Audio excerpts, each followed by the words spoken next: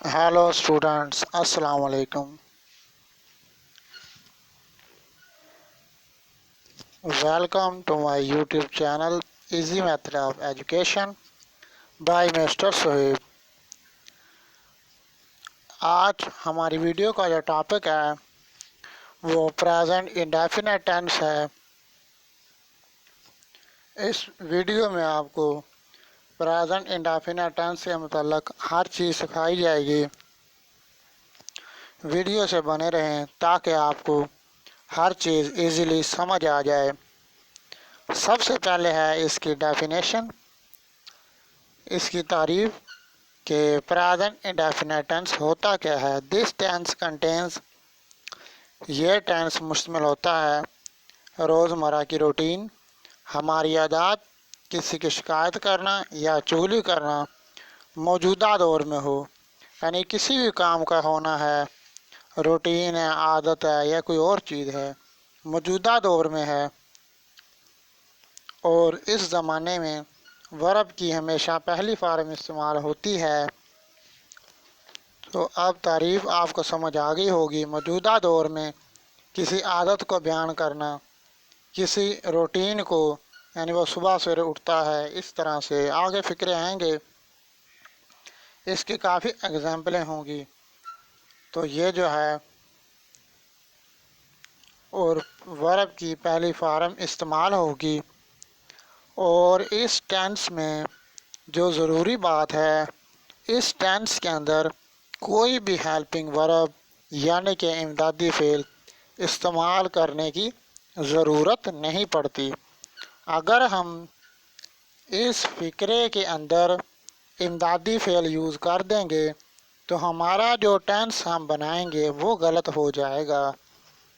जैसा कि मैं स्कूल जाता हूँ, इसकी इंग्लिश होती है आई गो टू स्कूल। अगर ये हम लिख देंगे I am go to school, ये मैंने एक एग्ज़ाम्पल लिखी है I am go to school, इसमें एम जो लिखा गया है ये हेल्पिंग वर्ब है। और ये जो फ़िक्रा है, हेल्पिंग वर्ब अगर हम इस्तेमाल करेंगे तो हमारा फ़िक्रा गलत हो जाएगा। अब ये I am go to school जो लिखा हुआ है ये गलत फ़िक्रा लिखा हुआ है। ये समझाने के लिए कि अगर हम इसके अंदर हेल्पिंग वर्ब यूज़ करेंगे तो हमारा फ़िक्रा गलत होगा, इसलिए इसमें इमदादी फ़ेल जो है इस्तेमाल नहीं करना। अब हम आपको फ़िक्रा बनाना सिखाते हैं कि सही फ़िक्रा कैसे बनाते हैं। इसको बनाने के लिए तीन चीज़ें हमें चाहिए होती हैं, सब्जेक्ट, वर्ब और ऑब्जेक्ट। अब सब्जेक्ट जो यूज़ होते हैं इसके अंदर I, we, you, they, he, she, it या किसी का नाम हो सकता है। इसके बाद वर्ब जो है, वर्ब की first form I, we, you और दे के साथ वर्ब की फर्स्ट फॉर्म लगेगी। और इसके बाद ही, शी, इट या किसी का नाम होगा तो उसमें वर्ब की फर्स्ट फॉर्म के साथ एस या ई एस का इजाफा होगा। अब आप देख रहे हैं इनके अंदर सब्जेक्ट, वर्ब और ऑब्जेक्ट तीन चीज़ें हैं, इसके अंदर हेल्पिंग वर्ब कोई भी यूज़ नहीं होगा। आगे ऑब्जेक्ट जो होता है, प्लेस, डे एंड टाइम, सब के अंदर, यानी ये कोई जगह हो सकती है, ये कोई दिन हो सकता है या कोई वक़्त हो सकता है। तो ये जो हैं तीन चीज़ें हैं जिनको मिलाकर हम प्रेजेंट इंडेफिनिट टेंस बना सकते हैं। अब ये है method of making a sentence of present indefinite tense. Present indefinite tense का फ़िक्रा बनाने का तरीका क्या है, ये एक्सप्लेन जो ऊपर किया गया है उसी की शॉर्ट फॉर्म दी गई है। यानी आई वो यू दे के साथ फर्स्ट फॉर्म लगेगी और आगे ऑब्जेक्ट, ही शी इट और नाम होगा उसके साथ फर्स्ट फॉर्म के साथ एस या एस का इजाफा किया जाएगा और इसके बाद ऑब्जेक्ट लगेगा। अब बात आती है बनाने के तरीका तो हो गया, अब जो फ़िक्रे हैं बनाए गए वो नीचे आने वाले हैं। तो मैंने फ़िक्रों की एग्ज़ाम्पल बताने से पहले ये ज़रूरी समझा कि स्टूडेंट्स को पहचान हो जाए कि हम किसी भी फ़िक्रे को देखकर किस तरह से पहचान कर सकते हैं कि ये फ़िक्रा प्रेजेंट इंडेफिनिट है या कौन सा टेंस है। तो ये रिकॉग्निशन इसका मतलब होता है पहचान। इसकी पहचान ये है कि उर्दू फ़िक्रात के आखिर में ता है, ती है, ता होते हैं वगैरह आता है, तो फ़िक्रे के आखिर में ये अल्फाज होते हैं जिससे हम पहचान सकते हैं। अब इसकी मिसाल है, वो 2 बजे खाना खाता है। अब इस फ़िक्रे के एंड पे ता है लिखा हुआ है। हम सुबह सवेरे उठते हैं, इसके एंड पे ते हैं लिखा हुआ है। आगे अली नाश्ता तैयार करता है, इसके एंड पे ता है लिखा हुआ है। वो मुझे हर वक्त तंग करता है, इसके एंड पे ता है। यानी जितने भी फ़िक्रे यहाँ लिखे हुए हैं इसके एंड पे ता है, ते हैं, इस तरह के लिखे हुए हैं। तो ये थी पहचान प्रेजेंट इंडेफिनिट टेंस के फ़िक्रों की, जिससे हम पहचान कर सकते हैं। आगे एग्जाम्पल्स, अब मसाले हैं इसकी। प्रेजेंट इंडेफिनिट टेंस के फ़िक्रे बनाकर दिखाए गए हैं। अब हम आते हैं इनकी तरफ। अब यहाँ पहला फ़िक्रा है, हम 4 बजे खाना खाते हैं। अब ये जो है हम जो है इसमें सब्जेक्ट है, तो इसको शुरू में लिखेंगे हम की इंग्लिश वी। इसके बाद जो है वर्ब लिखना होता है, तो वर्ब है खाते हैं, इसकी इंग्लिश होगी ईट, और खाना की इंग्लिश होगी फूड, और 4 बजे को लिख दिया एट 4 o'clock। तो ये फ़िक्रा हमारा सब्जेक्ट, वर्ब और इसके बाद ऑब्जेक्ट, इस तरतीब से लिखने से हमारा फ़िक्रा पूरा हो गया। और इसमें हमने वर्ब की पहली फॉर्म इस्तेमाल की है। आगे है तोते बात करते हैं। तोते जो है द पैरट्स, पैरट कहते हैं तोते को, तो ये हमारा हो गया सब्जेक्ट। इसके बाद लिखेंगे वर्ब, बात करना जो है एक काम है, इसकी इंग्लिश है टॉक। द पैरट्स टॉक, तोते बात करते हैं, द पैरट्स टॉक। तो इसमें हमने सब्जेक्ट और वर्ब हुआ है। इस फ़िक्रे के अंदर ऑब्जेक्ट है ही नहीं, इसलिए हमने उसे यूज़ नहीं किया। आगे है डॉक्टर मरीज़ को चेक करते हैं। डॉक्टर जो है डॉक्टर्स आ गया, डॉक्टर्स। आगे चेक करने की इंग्लिश थी एग्जामिन। द मरीज़ को कहते हैं पेशेंट्स। अब ये देखेंगे आप, डॉक्टर मरीज़ को चेक, अगर एक डॉक्टर मरीज़ को चेक करेगा तो हम कहते हैं डॉक्टर मरीज़ को चेक करता है, तो एक डॉक्टर की बात थी। अब लिखा है डॉक्टर मरीज़ को चेक करते हैं, इससे हमें पता चलता है कि डॉक्टरों की तादाद ज़्यादा है, इसलिए हमने डॉक्टर्स लिखा। अब एग्ज़ामिन, अब एग्ज़ामिन जो है इसके साथ एस का इजाफा नहीं किया गया, क्योंकि डॉक्टर जो है ये जमा चीज़ है। अगर वाहद चीज़ होती तो हम एस का इजाफा कर देते। मैं आपका प्रोग्राम बहुत शौक़ से देखता हूँ। आई वॉच, आई जो है सब्जेक्ट है और वॉच जो है देखना, ये हमारे पास वर्ब है। आगे आपका प्रोग्राम, योर प्रोग्राम, ये ऑब्जेक्ट होगा, और बड़े बहुत शौक़ से एक इंग्लिश है बाय हार्ट, तो इसको लिख देंगे। पहले सब्जेक्ट, फिर वर्ब, फिर ऑब्जेक्ट, इस तरह से आगे फ़िक्रे लिखे हुए हैं। आप मुझे देखते हो, यू वॉच मी। यू आपकी इंग्लिश यू, देखना की इंग्लिश वॉच, मुझे मी। तो इसमें सब्जेक्ट यू है और वॉच वर्ब है और मी ऑब्जेक्ट है। आप मेरी बात गौर से सुनते हैं। You listen me carefully. You जो है ये सब्जेक्ट है, लिसन वर्ब है और मी जो है ऑब्जेक्ट है, और फिर गौर से एक इंग्लिश केयरफुली। तुम झूठ बोलते हो, यू टेल अ लाई। हम हमेशा से आप पर इत्मीनान करते हैं, वी ऑलवेज। अब ये जो है ट्रस्ट, इत्मीनान की इंग्लिश है ट्रस्ट इन यू, इस तरह से यह भी फ़िक्रा बन गया। अब आगे है singular subjects in present indefinite tense. यानी कि वाहिद फ़ाइल जो होता है प्रेजेंट इंडेफिनिट टेंस के अंदर, इन फ़ेल मुतलक के अंदर, तो इसके साथ एस या एस का इजाफ़ा किया जाता है। और स्टूडेंट्स इसमें परेशान रहते हैं कि अब ये तो पता चल गया कि कोई ही शीट हो या कोई वाहिद नाम हो, यानी वाहिद फ़ाइल हो, तो उसके साथ एस या एस का इजाफ़ा करना है। लेकिन स्टूडेंट्स जो हैं इस बात को लेकर परेशान हो जाते हैं कि किसके साथ एस का इजाफ़ा करें और किसके साथ ई एस का इजाफ़ा करें। अब मैं आपको एक ऐसा तरीका बताने लगा हूँ जिससे आपको एस या ई एस वाला जो मसला है कभी परेशान नहीं करेगा।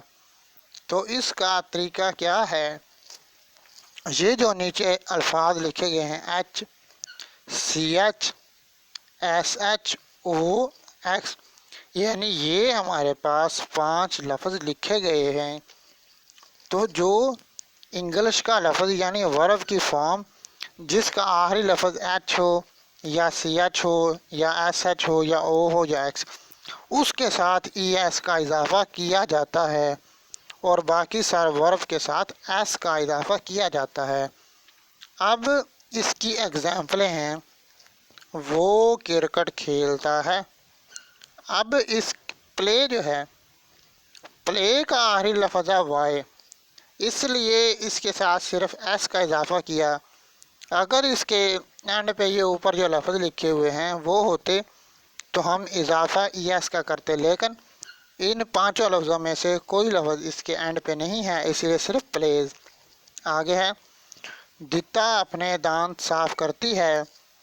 अब दिता ब्रशेज हर टीथ, अब ब्रश जो है दांत साफ करना, ये साफ करना है। अब ब्रश जो है इसके एंड पे लफ्ज़ लिखा है एस एच।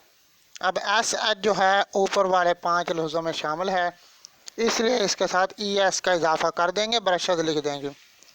वो मैदान में भागता है, he runs in the ground, इसमें रन का लफ्ज़ एन है, तो ये जो है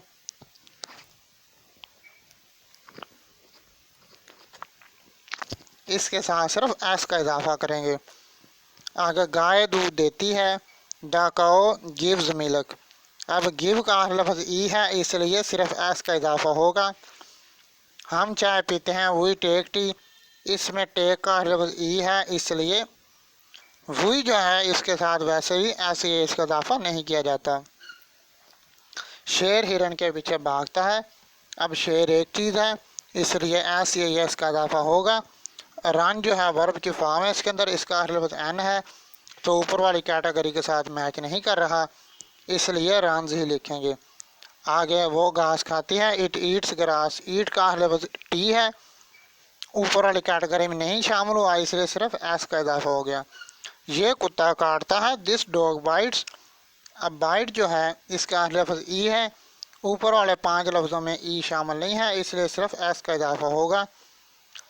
शबनम के कतरे घास पर गिरते हैं, the due drops fall upon the grass. अब ये जो है ड्रॉप्स जो है ये जमा लफ्ज़ है, इसके साथ ऐसे इसका इजाफ़ा नहीं करेंगे। अब आगे नेगेटिव सेंटेंसेस। नेगेटिव सेंटेंसेस जो है इनको बनाने का तरीका क्या है, इनमें पहले सब्जेक्ट यूज़ होगा, यानी I we you they he she it या किसी का नाम। इसके बाद डू नॉट या डज नॉट यूज़ होगा। आई वी यू दे और जमा नाम के साथ डू नॉट यूज़ होगा, और ही शीट और वाहिद नाम के साथ डज नॉट यूज़ होगा। इसके बाद फर्स्ट फॉर्म और ऑब्जेक्ट, यानी जो सिंपल सेंटेंसेस होते थे उनमें सब्जेक्ट वर्ब और ऑब्जेक्ट होता था। इसमें सब्जेक्ट के बाद डू नॉट या डज नॉट है, इसके बाद वर्ब और ऑब्जेक्ट है, वर्ब की पहली फॉर्म ही यूज़ होगी। अब इसके एग्जाम्पलें लिखी गई हैं, I do not go, he does not go, we do not go, she does not go, you do not go, it does not go, they do not go, Ali does not go. यानी कि यहाँ बताया गया है कि आई के साथ do not लगेगा, वी के साथ डू नॉट, यू के साथ डू नॉट और दे के साथ डू नॉट, और ही शी इट और किसी का वाहिद नाम हो उसके साथ डज नॉट लगेगा। अब फ़िक्रे बनाकर भी दिखाए गए हैं। वो वहाँ नहीं जाता है। अब वो जो है जाता यानी कि मर्द है, इसके साथ ही लगेगा, ही के साथ डज नॉट लगेगा, ही डज नॉट। अब ता है इसके एंड पे लगा तो वर्ब की पहली फॉर्म लगी गो, और वहाँ की English there. He does not go there, आप खाना नहीं खाते। यू के साथ डू लगेगा, यू डू नॉट, आगे खाना नहीं खाना, do not eat food, you do not eat food. उसकी अम्मी उसको नहीं बुलाती है, अब उसकी अम्मी की इंग्लिश हिज मॉम। नहीं बुलाती डज नॉट का, अब उसकी अम्मी बाहर चीज़ है तो इसके साथ डज नॉट लगेगा, डज नॉट। बुलाती है कि इंग्लिश कॉल उसको him, his mother does not call him, इसके साथ डज नॉट लगा। मैं आपसे नफरत तो नहीं करता, अब आई है इसकी इंग्लिश, आई के साथ डू नॉट लगेगा, मैं उसका पीछा नहीं करता, मैं इसकी इंग्लिश होगी आई के साथ डू नॉट लग गया। वो अपने अम्मी का कहना नहीं मानता, ही does not obey his mother. अब जो है डज जो है वो जो है ही के साथ डज नॉट लगेगा। अब ऊपर जो एस या ई एस का इजाफा किया गया था वो सिर्फ जो सिंपल सेंटेंसेस होते हैं मुस्बत फ़िक्रात उनके अंदर होगा। ये जो मनफी फ़िक्रात और सवालिया फ़िक्रात होंगे उसके अंदर एस या एस का इजाफा नहीं होगा।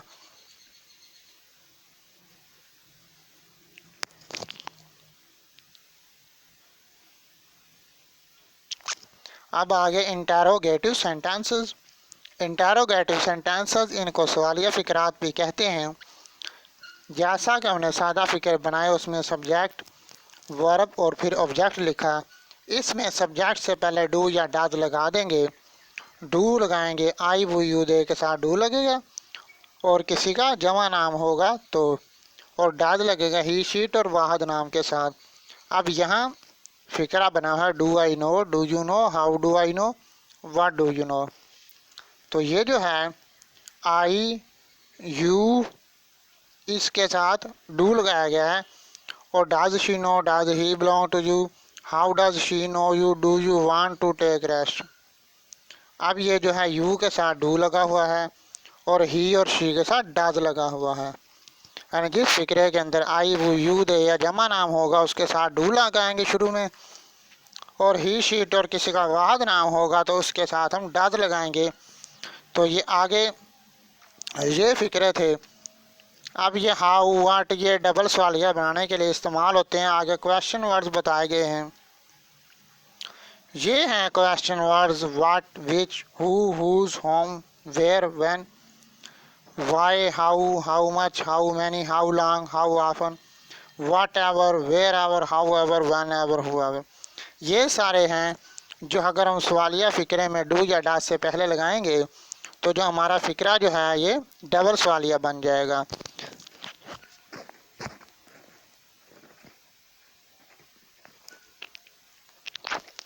अब आगे हैं इम्पेरेटिव सेंटेंसेस।